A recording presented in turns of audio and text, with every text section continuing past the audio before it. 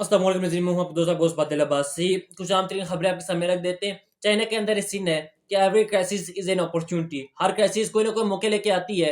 पाकिस्तान के अंदर भी कुछ ऐसा ही हुआ। पाकिस्तान में जो घमासान की जंग बची है, इसके अंदर कुछ चीज़ें जो निकल के सामने आई है, कुछ पर्सनैलिटीज जो निकल के सामने आई हैं, उनमें डॉक्टर महरान बलोच हैं, बलोचिस्तान की पढ़ी लिखी बहादुर दिलेर और नौजवान लड़की, जिसे ग्लोबली के इंटरनेशनली सुना जाता है, बैनुल अक़वामी तौर पर उसको खातून, उसकी एफर्ट को सुनाया जाता है। पाकिस्तान के अंदर एक चूरन बेचा जाता रहा जो कि हम लोग खुद चाटते रहे, और वो चूरन ये दिया जाता था कि जनाब डॉक्टर मौलाना बिलोच जैसे लोगों को दुनिया की बैनुल-अक़वामी एजेंसीज़ फंडिंग करती है और ये दुनिया की जनाब पैसों के ऊपर पलते हैं और इनके पास बहुत बड़ा माल-दौलत है और ये झूठ बोलते हैं और रियासत मुखालिफ हैं।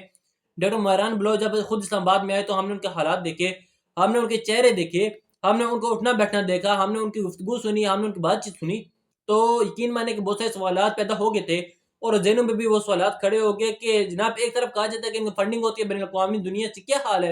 यानी उनके बच्चे रुल रहे हैं, तबाही निकली हुई है। और डॉक्टर डॉक्टर मरान बलोच साहब बेसिक राइट्स के ऊपर जो रियासत में देने हैं, आइन ने देने, पाकिस्तानी कॉन्स्टिट्यूशन जिनकी एक याददहानी कराता है, उनके ऊपर एक बहुत बड़ी आवाज़ है। इमरान खान साहब का ये कहना है कि डॉक्टर मरान बलोच को एनसी पॉलिटिक्स के अंदर लाया जाए, उन्हें शामिल करके पाकिस्तान भर में एक तहरीक हम शुरू करने वाले हैं, यानी मुल्क भर में इक़दामात है, डेमोन्स्ट्रेशन हो रही है, अवाम ये फैसला करेगी। तो इमरान खान ने मुफाहमत के तमाम रास्ते बंद कर दिए, किश्तियाँ तमाम तजला दी हैं और अब अक्सर अवाम, पाकिस्तान की अवाम ये फैसला करेगी जो कि महसूस हो रहा है कि जिस तरफ अवाम को धकेला जा रहा है। ये आपके सामने रखते हैं। फिर नाज़रीन कुछ बड़ी अजीब सी शक्लें, भयानक शक्लें जो कि पाकिस्तान के अंदर पठान पंजाबी का ज़हर बाकायदा से घोल रही हैं। सिस्टमैटिकली कोशिश की जा रही है कि पठान और पंजाबी का ये ज़हर घोला जाए। मैं कुछ दिन पहले इस्लामाबाद के अंदर अपनी गाड़ी धुलवा रहा था, तो जो गाड़ी साफ़ करने वाला था वो पठान था। मैंने उससे पूछा कि कहाँ से? उसने कहा, वो डर रहा था कि इस्लामाबाद की ये हकीकत है। अब जो जिस बंदे ने ट्वीट किया उसके ऊपर मुज़म्मिल अहसन साहब ने भी ट्वीट किया, आपके सामने रखते हैं, लेकिन सिस्टमैटिकली आपको या तो पहले मियाँ साहब के ऊपर बड़ा गुस्सा आता था। उन्हें कहा था पठान बेवकूफ़ हैं। ये 2 से 3 दफ़ा इमरान खान को कहा गया, लेकिन बाकायदा से मरीम साहब ने गुफ्तगू करी कि मुझे खैबर पख्तूनख्वा से जी बार-बार मैसेजेस आते हैं, कॉल्स आती हैं कि हमें आगे स्कॉलरशिप्स दें, हमें स्कॉलरशिप्स दें। यानी दे सकती हैं, कोई ऐसा मसला नहीं है। लेकिन उसके बाद इस तरह की गुफ्तगू हो रही है पठानों के बारे में, खैबर पख्तूनख्वा के बारे में, ये बड़ा एक ज़हर घोल रही हैं। ये मैंने और आप इस बात को यकीनी बनाना है, पंजाबी हो, बलोची हो, केपी का हो या के का भी हो, हम आपस में भाई, ये एक मुल्क है, ये एक रियासत है। ऐसा कोई भी ज़हर घोलेगा, हमने उस सर को कुचलना है, हमने उस सर के ऊपर के पाँव रखना है, हमने उस सर के ऊपर आके थूकना है जो भी पंजाबी या पठान का किसी तरीके का भी ऐसा ज़हर घोलने की कोशिश करेगा। अब जो बड़ी खबर ये है कि जनाब हमने एक और गाना शुरू कर दिया है, कर दिया रजब तैयब खान पाकिस्तान के अंदर आए थे। दुनिया भर के लीडर्स जाते हैं, मोदी अमेरिका के अंदर मौजूद है और दुनिया में बहुत सारी चीज़ों के ऊपर नेगोशिएट कर रहा है। ट्रंप के 90 मिनट बातचीत हुई है, ग्लोबल डायनामिक्स बदल रहे हैं, पेरिस के अंदर जो एआई के ऊपर जो एक दौर हुआ है, गुफ्तगू हुई है, सबमिट हुआ है, गैर मामूली है।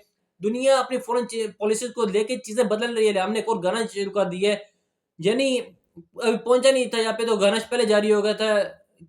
जनाब उर्दूगान आ गया, ये हो गया, वो हो गया, पाकिस्तान के अंदर ये हो गया, वो हो गया। अब उस गाने के अंदर पीपल्स पार्टी मिसिंग है। शहबाज शरीफ साहब है, उर्दूगान और पाकिस्तान की बाकी लीडरशिप, लेकिन पीपल्स पार्टी नहीं है, यानी जरदारी साहब नहीं है, आसफ़ा भुट्टो साहबा ने गाड़ी चलाई, वो भी नहीं है, कोई पीपल्स पार्टी का बंदा नहीं है। फिर पीपल्स पार्टी ये कर सकती है कि वो एक और गाना जारी करे, इधर से एक और गाना जारी हो गया, फिर ऊपर से एक और गाना जारी हो गया, यानी नून लीग ने गाना जारी कर दिया हुकूमत ने, फिर पीपल्स पार्टी भी हुकूमत में है लेकिन गाने के अंदर वो मौजूद नहीं थी, वो भी गाना जारी करेगी, फिर ऊपर से एक और गाना जारी होगा। अब जो प्रोटेक्शन पाकिस्तान के अंदर चल रही है, ये वैसे भी ऐसे चल रही है जैसे इंडियंस मूवीज़ हैं, उसी तरीके से चल रही हैं। एक गाना इधर से, गाना उधर से और गाना ऊपर से आए। फिर यानी वो होगा जो टाइम्स होगा, वो कानून का, वो ऊपर से तीसरा गाना निकला है, वो गाना इन चीज़ों का फैसला करेगा। अब खान ने जो गुफ्तगू की है उससे पहले मैं आपके सामने ये 2-3 चीज़ें रखना चाहता हूँ। ये बाकायदा से एक ज़हर बनाया गया और बदकिस्मती है, नजम अली खान साहब हैं। नजम साहब को पाकिस्तान के सरकारी टेलीविज़न पे जगह दी गई है। माशाअल्लाह से ये 2 जुमले ठीक से नहीं बोल सकते। अफ़सोस की बात ये है, लेकिन सरकारी चैनल पे बैठे हुए तो बैठे हुए हैं, बड़ी शख्सियतें, तूफ़ानी किस्म की शख्सियतें। नजम अली खान साहब, इनकी काबिलियत, इनका जो लेगेसी है वो ये गालियाँ देते हैं, नंगी गालियाँ देते हैं और खूब गालियाँ देते हैं। यानी मुँह से जो निकलता है ये निकाल देते हैं। उसकी वजह भी ये है कि पीछे से पैकिंग है, पीछे से सपोर्ट है और खूब गालियाँ देते हैं। इमरान खान साहब के खिलाफ बड़ी सख्त इनकी राय है। चले वहाँ तक तो ठीक है, इनकी ज़ाती राय हो सकती है, लेकिन ये जिन्होंने ट्वीट किया, ये उस बीमार ज़हनियत के का ज़िक्र है जिसका इलाज होना ज़रूरी है। इस पर मैंने और आपने तनकीद करनी है, जिस हाथ को और सोच को रोकना है। ये लिखते हैं, मेरा मुज़म्मिल हसन साहब से ये सवाल है कि अगर उन्होंने खैबर पख्तूनख्वा को मुआशी तौर पर खुशहाल, ताकतवर या एक जन्नत बना दी है, तो खैबर पख्तूनख्वा की माएँ अपने बच्चे पैदा करते हुए सबसे ज्यादा क्यों मरती हैं? यानी केपी के माओ और पंजाब के अंदर सबसे ज्यादा, अल्लाह मुआफ करे, ख्वातीन के साथ ज्यादती होती है, डोमेस्टिक वायलेंस होता है। खैर, अगेन वही वाली बात आ जाती है कि बहरहाल इनके बाप छलियां को क्यों बेचते हैं और इनके बच्चे जूते पॉलिश करते पाकिस्तान पंजाब क्यों आते हैं, जूते पॉलिश करें पंजाब क्यों आते हैं, छलियां बेचते पंजाब क्यों आते हैं, ये अपने प्यारों के इलाज के लिए इस्लामाबाद और पंजाब के अस्पतालों में क्यों जाते हैं? यूथियों में मुतासिर नहीं हूँ, बल्कि चाहता हूँ कि तुम्हारे प्यारों को रोजगार केपीके में ही मिले। तुम लोग अपने बुजुर्गों के दुआओं और कब्रें छोड़ के दर दर न घूमो। अपने घर और शहर की बात ही कुछ और होती है। मैं इस पर इनसे मुकालमा करने के लिए तैयार हूँ ताकि जिंदगी से तालीम रोजगार इन्हें अपने प्यारों के पास ही मिल जाए। ये कायदे से एक सिस्टमेटिकली एक सोच, एक पंजाब और एक केपी की इन्होंने उभारने की कोशिश की है। मुजम्मिल हसन साहब ने जवाब दिया है, भाई पंजाब में इतना अच्छा हाल होता तो पंजाबी मजदूर बलोचिस्तान में जाके क्यों मजदूरी करता? बलोचिस्तान में जितने टारगेट हो रहे पंजाबी मजदूर टारगेट हो रहे, पूरा कराची पंजाब के लेबर से क्यों भरा होता? और तो और पंजाब के लोग रोजगार के तलाश में पूरी दुनिया में गैर कानूनी तौर पे जनाब छुप के क्यों जाते? और हालिया जितनी कश्ती के हादसे हुए उनमें ज्यादातर हादसों में बदकिस्मती से हमारे पंजाबी भाई हैं, पंजाबी जवान हैं जो कि इस हादसे के शिकार हुए। अब कर ले इस पख्तूनख्वा का जिक्र, इस्लामाबाद से लेके पंजाब के तमाम कीमती रियल एस्टेट का मालिक पठान है। तमाम बड़ी मार्केटों में होल सेल और क्रेडिट पठान पे करके देता है। तमाम ट्रांसपोर्ट पठानों के पास है कि भाई मार्केट और सीटों के बाद गए हों तो आपको पता हो पाकिस्तान की तहसीलात भी खैबर पख्तूनख्वा का 40% हिस्सा है। और छोड़े पाक फौज में एक बड़ा हिस्सा तो पठानों का इस्तेमाल किया जाता है। आखिर में इस्लामाबाद के आखिरी सरकारी मुलाजमीन में खैबर पख्तूनख्वा से लोग हैं। बाकी क्या छली पाकिस्तान के लोग नहीं बेचते? क्या सिरीपा नहीं बेचते? जुमा जुमा 8 दिन हुए पीटीआई में नौकरी लगी और दिमाग जरा देखें। ये दिमाग नहीं है, बकायदा से एक सोच पैदा की जा रही है। सिफा हॉस्पिटल में मैंने कुछ अर्सा पहले अपने कजन का इलाज करवाना था। आप यकीन माने कि ऐसा महसूस होता है कि 7 से 70% वहाँ पे जो डॉक्टर्स हैं माशाल्लाह वो हमारे पठान भाई हैं, पढ़े लिखे, तंगी मेहनत करके आते हैं और वहाँ पे आके काम करते हैं। उनके दरमियान पठान पंजाबी ये चीज़ें एग्जिस्ट ही नहीं करती, ये चीज़ें बिल्कुल एग्जिस्ट ही नहीं करती। लेकिन ये जहर घोला जा रहा है, ये इनके बीज बिल्कुल कायदे से डाले जा रहे हैं। नो डाउट पाकिस्तान एक गयूर दिलेर बहादुर कौम है, बहुत ही ज्यादा बहादुर कौम है। उसी तरीके से पंजाब हमारा मेहमान नवाज है, पंजाब हमारा दिल के साथ है। पंजाब की अपनी एक खूबसूरती है, पंजाब के अपने एक बहुत से रवायात, ये चीजें तो इस मुल्क को खूबसूरत एक गुलदस्ता बनाती हैं। बहरहाल ये इस टाइम पे ये सोच उभारी जा रही है, पता नहीं इसके पीछे कौन है, कौन करवाना क्या चाह रहे हैं। जो भी करवाना चाह रहे हैं बड़ा खौफनाक अमल है।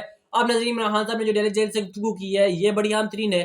और नई मादर पंजोता साहब ने बैरा के बता दिया कि जनाब रमजान गुजारे, ईद के बाद हम मुल्क भर में एक तहरीक शुरू करने वाले हैं। इसके अंदर स्टूडेंट्स होंगे, वकला शामिल होंगे, अपोजिशन का एक ग्रैंड पॉलिटिकल अलायंस होगा, फिर ताजी बरादरी इसके अंदर शामिल होगी, जो तमाम तरह ये सेगमेंट्स मिल के एक मुल्क गिर पाकिस्तान की सबसे बड़ी पॉलिटिकल मूवमेंट चलेगी।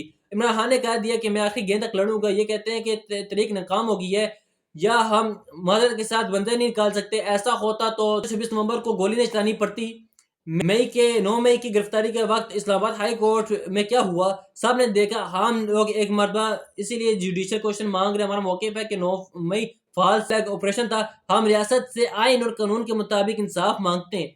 अदलिया को क्रश कर लिया गया। मेरी गिरफ्तारी सुप्रीम कोर्ट को अगवा करार दिया था। आजाद जज कभी कोई मुतनाज़ रिमार्क्स नहीं मांगते देते। ये ओपन खतूत हैं, सब के लिए हैं। ये वो हक़ाइक़ है जिन पर एस्टेब्लिशमेंट को गौर करना चाहिए। मुल्क में बढ़ती हुई दहशतगर्दी का सद्देबाब करना चाहिए। फॉर्म 47 के कानून पे चढ़ के हुकूमत कायम की गई है। मुल्क में इंटरनेट बंद है, यहाँ कौन सरमाया करेगा? मैं आखिरी गेंद तक लड़ूंगा और किसी भी तौर पे पीछे नहीं हटूंगा। इमरान खान साहब ने वाजे कर दिया। उन्होंने कहा जी जनाब ये मेरे खिलाफ जो खत लिखे, लेटर लिखे, ये ओपन खतूत हैं और ये मैं एड्रेस किया गया कि मैं असल में मसला क्या, एस्टेब्लिशमेंट क्या करना चाह रही है, क्या नहीं करना चाह रही। इसमें नजरीन कुछ एक तजिया हुआ है और ये बड़ा गैर मामूली तजिया है। और ये तजिया है कमरान शाहिद साहब की जानिब से। कमरान शाहिद साहब ये कहते हैं कि हाँ, कमरान शाहिद साहब ये बताते हैं कि इमरान खान साहब ने जो खत लिखा है वो उसके ऊपर एस्टेब्लिशमेंट का मौक़िफ़ क्या है। कमरान शाहिद साहब कहते हैं कि एस्टेब्लिशमेंट का मौक़िफ़ है कि इमरान खान ने बड़ी चालाकी चली है। वो बजाय ट्वीट करने के आर्मी चीफ के नाम खत लिख के आर्मी को ये बता रहा है, यानी विद इन फौज इंस्टीट्यूशन ये बता रहा है कि तुम्हारा आर्मी चीफ ही ये कर रहा है, तुम्हारा आर्मी चीफ यूँ कर रहा है। तो कमरान शाहिद साहब ये कह रहे हैं कि असल में इमरान खान जो खतूत लिख रहे हैं वो एक इदारे के अंदर मौजूद लोगों को ये बता रहे हैं कि जनाब आप सरबराह, आप ये कर रहे हैं, आप वो कर रहे हैं, आप ये नहीं करना। आपने इस तरीके से चीज़ों को लेके जाना चाह रहे हैं। शहबाज राना साहब जिन्होंने ये पाकिस्तान में सबसे पहली खबर ज़ाहिर है दी थी और बड़ा रोला पड़ा था उसके बाद। उन्होंने कहा था कि आईएमएफ का एक खुफिया मिशन पाकिस्तान के अंदर मौजूद है। अब उन्होंने बाकायदा से तजिया पेश किया और वो कहते हैं कि लगता है कि आईएमएफ का वफ्द की जो चीफ जस्टिस के साथ मुलाकात हुई थी वो तसली बख्श नहीं हुई थी, यानी आईएमएफ का वफ्द उससे मुतमईन नहीं था। जिसके बाद उन्होंने शायद सोचा कि बार कौंसल से मुलाकात करके एक आज़ादाना राय ली जाए। हमें पाकिस्तानियों के तौर पे सोचना चाहिए कि हम मलियाती इदारों को इन मामलात में रास्ता क्यों दे रहे हैं जो इनका काम नहीं है। आप ठीक बात कर रहे हैं, सोचने की ज़रूरत है। खान ने जब ज़ाहिर है वो आईएमएफ के साथ मुआहदा किया था, स्टेट बैंक के हवाले से बहुत सारी चीज़ें हुई थी। उस वक़्त एहसन इकबाल साहब, रसूल साहब खड़े हुए थे, मुल्क की सुनहरिटी गई, मुल्क बेच गया, मुल्क खा गया। आप सुप्रीम कोर्ट के जजेस को चाय के ढाबे पे बुला के नेगोशिएट कर सकते हैं। आज हम बिल्कुल लेट गए, वेरी सैड। अब जो लड़ाई फटा पड़ा है शोएब हुसैन साहब का और फवाद चौधरी साहब का, फवाद चौधरी साहब कह रहे हैं कि सुलह करा दी गई है, लेकिन शाहिद साहब ये कह रहे हैं कि बल्कि मैंने फवाद चौधरी को मैंने फेंटे, मेरे साथ सिक्योरिटी थी, हमने थप्पड़ मारे, हमने उसे गिराया, हमने उसके ऊपर चढ़े और फिर हमने उन्हें यहाँ से भेजा है। बुनियादी वजह ये है कि शोएब हुसैन साहब, जो फवाद चौधरी साहब का ये कहना है कि खान साहब ने शोएब साहब ये कहते हैं कि खान साहब ने पैगाम भेजा कि फवाद चौधरी घोड़ा है, भाग गया था, भाग गया, फिर जुनैद खान तरीन के साथ बैठा रहा और फिर उस तरीके से मुँह छुपा रहा था, लिहाजा उसकी पार्टी में कोई जगह नहीं है। इस पर फवाद चौधरी साहब को गुस्सा आया। ज़ाहिर है फवाद साहब भागे तो थे, जुल्म हुआ, ज्यादती हुई है, लेकिन भागे तो थे। लेकिन ख्याल रखिएगा, अपडेट करें। अल्लाह हाफिज़।